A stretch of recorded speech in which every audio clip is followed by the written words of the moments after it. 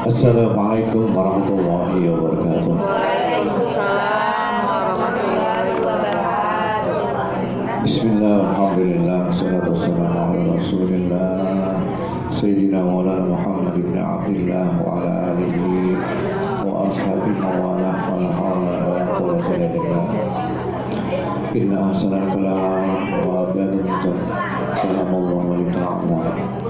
Allahumma anfa'na bima 'allamtana wa 'allimna ma yanfa'una wa warzuqna ilman. Alhamdulillahi ala kulli hal wa na'udzu billahi min syarri nar.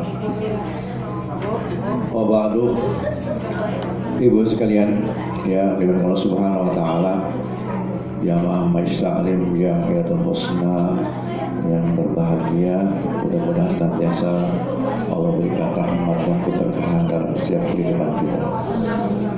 Salawat dan salam mudah-mudahan senantiasa Allah limpahkan kepada junjungan kita Nabi besar Muhammad SAW, kepada keluarga dan para sahabatnya. Mudah-mudahan kita dapat mengikuti suri tauladannya dan mendapatkan syafaatnya. Ibu sekalian, alhamdulillah pada pagi yang cerah ini kita dapat berkumpul kembali di majlis ini. Mudah-mudahan majlis kita, pertemuan kita ini Allah berikan keberkahan, panjang umur, sehatkan badan kita, berkah rezeki kita, Allah berikan ilmu yang manfaat di dunia dan akhirat. Salawat salam mudah-mudahan nantiasa Allah limpah dan menolong pada junjungan kita Nabi besar Muhammad sallallahu alaihi wasallam, dan keluarga dan para sahabatnya. Mudah-mudahan kita dapat mengikuti suri tauladannya dan mendapatkan syafaatul ulama-nya. Ibu sekalian, belum saya lanjutkan, saya mohon maaf yang sebesar-besarnya. Beberapa waktu yang lalu saya nggak bisa ngisi, ibu ya. Tapi ada kan yang menyampaikan materi kan? Ada. Kemudian kita lanjutkan pelajaran kita hadis Bulughul Maram. Kita sampai pada bab sholatul musafiri wal maridhi ya. Kalau di kitab saya halaman 85, ini kitab jadul ya. Kalau saya halaman 452. Iya, 451 saya mana? Iya, sama aja. Sama aja, yang penting iya beda nomor. Karena percetakannya juga beda-beda. Yang penting hadisnya sama ya. Tapi Umi wa madana biasanya bidar amin ya rabbal alamin. Al-Fatihah lil Hafiz Ibn Hajar Asqalani. Syahidillah wal Fatihah. A'udzu billahi minasyaitonir rajim. Bismillahirrahmanirrahim. Alhamdulillahi rabbil alamin arrahmanir rahim maliki yaumiddin. Iyyaka na'budu wa iyyaka nasta'in. Ihdinas siratal mustaqim. Siratal ladzina an'amta 'alaihim ghairil maghdubi 'alaihim waladdallin. Amin. Setelah kita mempelajari tentang masalah sholat jamaah, terlanjut dengan masih pasal tentang sholat. Babu sholatil musafiri wal maridhi. Babun adalah suatu bab, suatu pintu masuk ya,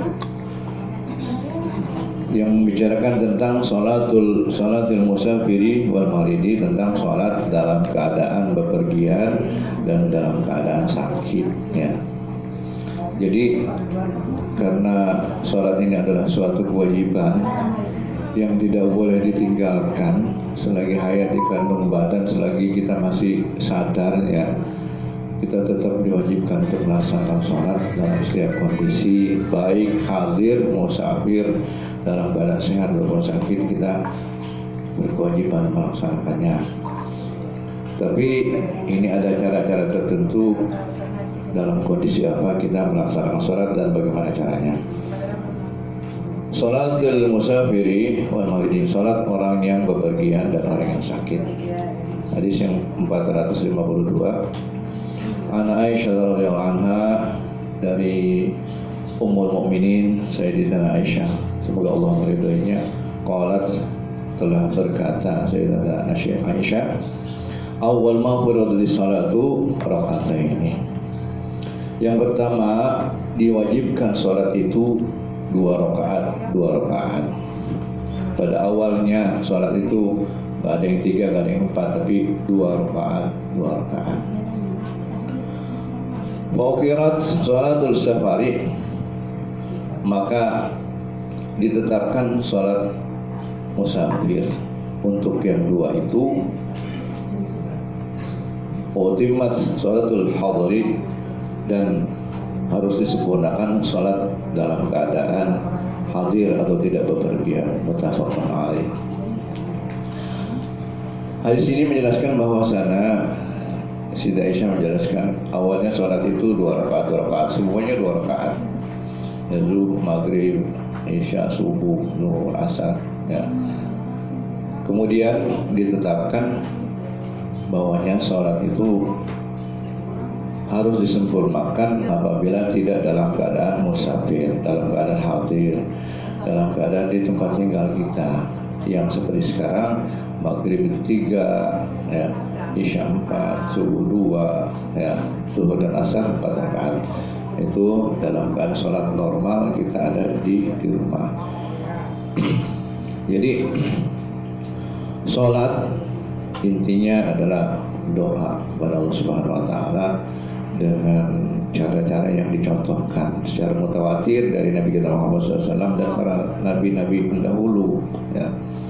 Dulu sebelum Nabi diangkat menjadi Nabi, ya, kemudian waktu Nabi di Isra Mi'rajkan, Nabi mengimami sholat para nabi-nabi di Masjidil Aqsa, ya. Itu sholatnya 2 rakaat, ya. Sekarang itu menjadi sholat sunnah, biasanya 2 rakaat. Kemudian setelah sholat ini diwajibkan berdasarkan waktu-waktunya, maka ditentukanlah bilangan rakaat-rakaatnya sesuai dengan yang seperti kita laksanakan sekarang. Ya, jadi harus kita sempurnakan dalam keadaan kita tidak bepergian, dalam keadaan sehat, tidak sakit, tidak ada uzur apa-apa, ya, kecuali yang cacat sesuai dengan kemampuannya, ya. Yang penting sholat itu dilaksanakan semampunya, sesempurna mungkin, sesuai dengan kondisi kita. Mampu berdiri, nggak mampu berdiri, duduk ya, tidur miring, ya, nggak mampu tidur miring tapi masih sadar dengan isyarat mata, ya. Tapi mata nggak bisa melek, merem aja, tapi hatinya masih sadar, ya, dalam hati, gitu. Jadi tetap sholat ini menjadi kewajiban yang tidak boleh ditinggalkan dalam keadaan sadar, ya, dalam kondisi apapun, ya. Tapi disesuaikan untuk gerakannya, nggak dipaksakan bisa rukuk, sujud harus diri, umpamanya nanti jatuh, ya. Makanya banyak orang-orang yang sholat itu pakai bangku, ya, di masjidnya dia siapin bangku. Kalau di Makkah biasa ada bangku-bangku, ya. Jadi sholat itu menggunakan, ya, dengan duduk, ya. Boleh juga bersila, ya, sesuai kemampuannya secara fisik, ya. Intinya adalah sholat itu tidak boleh ditinggalkan selagi normal. Itulah orangnya udah nggak normal, ya, otaknya udah nggak berfungsi, udah sakit saraf, ya, udah gila lah, ya, nggak wajib sholat, ya. Kemudian selanjutnya oleh Bukhari dan menurut Imam Bukhari, summa hajara fa furidat arba'an wa uqirat salatu safari ala awal. Dan menurut Imam Bukhari, summa hajara, kemudian hijrah Nabi kita Muhammad SAW dari Madinah, fa furidat arba'an, maka sholat yang 4 rakaat, ya, dan 3 rakaat itu baru dipadukan. Setelah Nabi hijrah di Madinah, baru sholat itu jumlahnya ada yang 3 dan 4. Sebelumnya itu 2 rakaat semuanya. Uqirat salatu safari ala awal, dan ditetapkan sholat musafir atas yang pertama, yaitu 2 rakaat. Sholat musafir 2 rakaat. Ya, yang 4 rakaat itu, ya, kalau yang ada 2 dan 3 nggak bisa dikurangi, ya. Sholat musafir ini sholat yang mendapatkan rukhsah, ya. Rukhsah itu keringanan dari Allah Subhanahu wa taala. Tapi ada syarat-syaratnya. Mamanya ibu keluar rumah menuju ke sini itu udah boleh, mamanya udah jamaah qashar, ya. Ya belum cukup syaratnya, ya. Harus memenuhi syarat orang sampan, ya, baik jaraknya, tujuannya, ya, untuk apa dia bepergian, ya, dan waktunya, ya, berapa lama dia menetap di dalam perjalanan, itu semua ada aturannya, ya. Nggak bisa begitu keluar rumah ke warung, mampir di masjid, Sholat. betul masuk, atau ke mall, di mall terus Kosor, ya. kosor atau menjamak sholat, ya nggak boleh, ya. Bagi Imam Bukhari, sholat yang rakaatnya 4 dan 3 itu difardukan setelah Nabi hijrah, ya. Kemudian subuh masih tetap 2, hanya subuh yang tetap 2. Selanjutnya hadis yang 454, wazada Ahmad, dan menambahkan Imam Ahmad dari hadis yang di atas itu, illal maghriba, kecuali maghrib, fa innaha witrun nahar, ya, karena itu adalah separuh daripada siang. Witrun nahar itu apa namanya, penutup ganjil daripada hari yang Witir. siang, hari siang. Wa ila subha, dan kecuali subha inna tutawwilu fiha qira'ata, dan juga kecuali sholat subuh, karena sholat subuh itu apa namanya, sebaiknya dipanjangkan qiraahnya, bacaan Al-Qur'annya. Jadi tetap 2 rakaat sholat subuh, dan sholat maghrib menjadi 3 rakaat, ya. Makanya ketentuan sholat ini hadisnya mutawatir, langsung ketentuannya dari petunjuknya dari Nabi kita Muhammad SAW. Kita nggak boleh bikin-bikin, yang namanya i'tidal ya seperti itu, yang namanya ruku ya seperti itu, sujud juga nggak boleh, artinya namanya bikin-bikin sendiri, ya. Namanya rukunya goyang-goyang ke kanan, goyang ke kiri. Sujudnya ya tangannya pokoknya agak dijauhin, ya, atau kepalanya doang, nggak bisa. Karena kata Nabi, shollu kama ra'aitumuni usolli, sholatlah kamu seperti ya aku sholat. Jadi sholat itu adalah amaliyah yang meniru apa namanya, perbuatan Nabi kita Muhammad SAW. Shollu kama ra'aitumuni usolli, sholatlah kamu seperti kamu semua melihatku sholat. Oh, kita disuruh sholatnya seperti sholat Nabi. Kita melihat Nabi sholat, kan kita nggak melihat Nabi, ya. Jaraknya begitu jauh. Makanya ada orang yang sok-sokan, ini sholat yang paling benar, yang paling seperti Nabi. Kapan ketemu Nabi, kapan lihat Nabi? Ya, jangan seperti itu. Yang mudah-mudahan sholat kita ini seperti yang Nabi contohin, gitu. Mudah-mudahan. Gimana? Ya dengan akhlak, dengan tabarukan. Dari siapa? Ya dari orang tua sholat kita. Melihat orang tua sholat kan masih kecil, ya seperti itu. Terus guru-guru ngajarin, ya seperti itu. Lah guru orang tua dari mana? Dari orang tuanya lagi, dari gurunya lagi, dari gurunya lagi, sampai mutawatir. Artinya sambung menyambung. Memang contohnya seperti itu, ya. Artinya apa? Ya kita kan nggak melihat Nabi, kalau gitu bebas sholatnya, nggak bisa. Ya, artinya apa? Kita melihat orang tua, melihat guru kita yang mencontohkan cara kita sholat. Lalu sekarang kan banyak tutorial YouTube-nya bagaimana sholat. Ya tetap aja ada orangnya yang nuntun, ya. Cara-cara bagaimana i'tidal, bagaimana rukuknya, sujudnya, apa aja organ-organ yang harus harus digunakan dalam ruku, ya, dalam sujud, apa saja yang harus menyentuhnya, dan larangan-larangannya ada semuanya, itu diatur dalam fikih. Nah kalau fikih itu beda-beda nanti jadinya, tapi gerakannya sama, syarat rukunnya yang bisa beda, ya. Itu nggak jadi masalah, itu masalah urufiyah, ya. Umpamanya orang takbir atau ihram, habis itu tangannya dilepas saja, ya, nggak sedekap, nggak begini, ya. Apa itu? Boleh. Ada di selangkah berhenti, ya.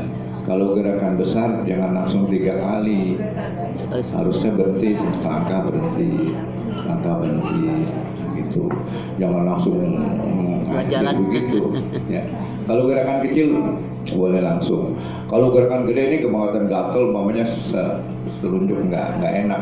Langsung mau 5 jari gitu. Tapi sekali berhenti gitu. Ya sekali berhenti. Jangan langsung begini baca. Terus apalagi kita Fathul Qorib, kita Fathul Mu'in. Beda-beda penjabaran itu. Semakin tinggi kita ngaji, sebenarnya semakin banyak pilihan, semakin gampang. Tapi orang yang nggak ngerti, semakin banyak ngaji, semakin bingung dia. Kok begini ya? Kok begini? Dia kata begini. Berhenti dengan ngajinya. Sebenarnya yang nggak begitu. Sebenarnya jangan ketergantungan kepada pendapat-pendapat orang. Silakan orang berpendapat dalam fikih itu, apalagi yang sifat furu'iyah. Tapi yang seret di hati kita sesuai dengan hukum ibadah kita, itu yang kita kerjain. Gak usah bingung orang di YouTube ngomong, oh salat harus begini ya. Gara-gara ya terserah orang ngomong, ya guru saya mengajarkan begini kok nyaman sama saya gitu. Kecuali lebih baik. Kalau yang lebih baik, ya mungkin kita ada kesalahan ya kita perbaiki. Itu fungsinya ngaji. Jangan bikin puyeng. Yang mungkin puyeng biasanya nggak istiqomah itu. Iya. Belum kerjain dapat pendapat lagi, baru kerjain sekali dapat pendapat lagi. Begini, nah ini dia terpaksa dia bingung. Ngaji namanya orang ngaji juga harus punya ilmu, bukan asal ngaji. Ya, ilmu itu ya bita'allum, ya dengan dipelajari. Coba, jadi kita karena ilmu Allah ini maha luas, kita terus belajar sampai kapan ya, sampai mati. Tapi jangan lupa ya, kita belajar diamali, dipraktekin ya, diistiqomahin. Jangan nyoba-nyoba doang ya. Ini coba. Ya jangan sekali doang sholat duha, selebihnya enggak. Sholat tahajud sekali doang 12 rakaat, selebihnya enggak tahajud. Ibadah yang bagus itu mudawamah, wa in qalla. Artinya Pak langgeng tetap istiqomah sekalipun hanya 2 rakaat. Umay duha enggak mesti 4, 6, 8 doang. 2 rakaat asal tiap hari. Ya.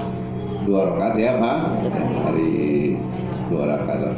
Ngaji nggak mesti sekali duduk 1 juz atau sekian juz ya, cukup 1 ayat tapi rutin.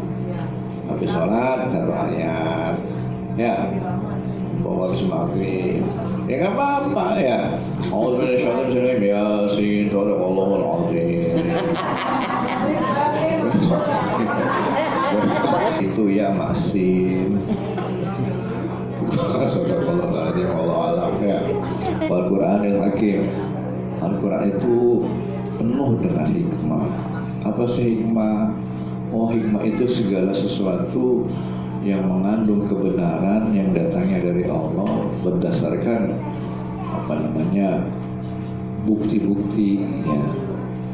Hikmah itu bukti-buktinya ada kebenaran ilmu yang memang pasti ya.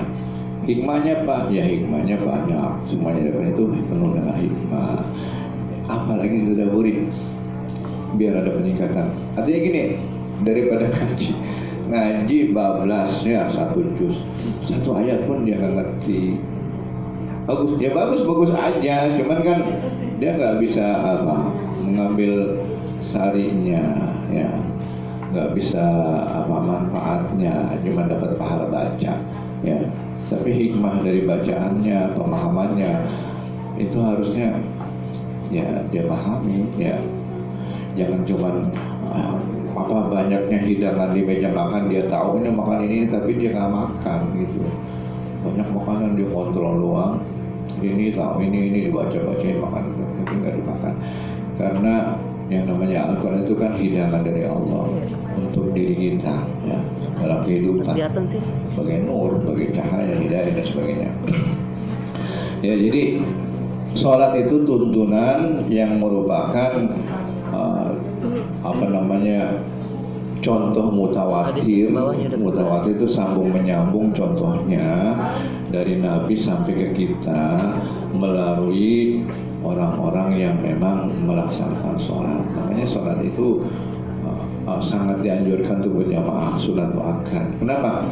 Karena contoh sholat berjamaah itu sangat kuat sebagai pendidikan, ya, terutama untuk anak-anak kita. Ya, kenapa? Karena memang kalau sholat sendiri dia khawatirkan nanti dia salah, nggak ada yang ingetin, ya. Kalau berjamaah kan imamnya salah, diingetin sama makmum, ya. Ini gimana kalau laki baca subhanallah, kalau perempuan menepuk dengan punggung tangan, ya. Jadi ada yang ingetin. Kalau sholatnya bacaannya kurang pas, nanti disempurnakan sama makmumnya ada yang pas. Masa sekian banyak bacanya salah semua. Kalau memang kurang sempurna, yang jelas kalau orang sholat berjamaah itu 27 rakaat nilainya lebih 27 derajat, nilainya lebih daripada sholat sendiri, ya. Itu keuntungannya. Dan nilai-nilai yang lain masih banyak sekali orang berjamaah seperti yang sudah kita pelajari, ya. Jadi kecuali sholat subuh dan sholat maghrib itu rakaatnya, ya, 2 dan 3. Selebihnya adalah 4 rakaat yang sudah ditentukan. Contoh Nabi Muhammad SAW. Kemudian hadis selanjutnya, wa an Aisyah radhiyallahu anha anna Nabi SAW, dari Sayyidina Aisyah, semoga Allah beridnya. Istri Nabi kan banyak, Bu. Yang paling cerdas, yang paling pintar dari Sayyidina Aisyah, ya. Yang perawan, yang paling cerdas, yang banyak, ya, menghafal hadis-hadis Nabi ada Sayyidina Aisyah. Makanya Sayyidina Aisyah banyak meriwayatkan hadis-hadis